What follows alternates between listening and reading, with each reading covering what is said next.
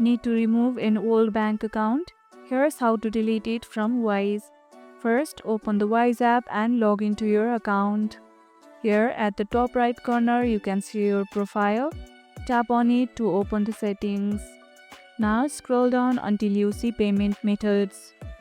Tap on it. Here you can see connected bank accounts. Tap on it.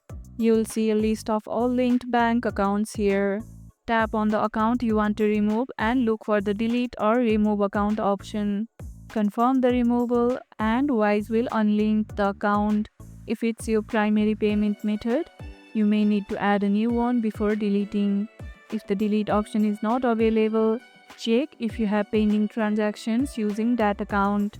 How many bank accounts do you use with Wise? Drop a comment below. And that's it. Your bank account is now removed from Wise.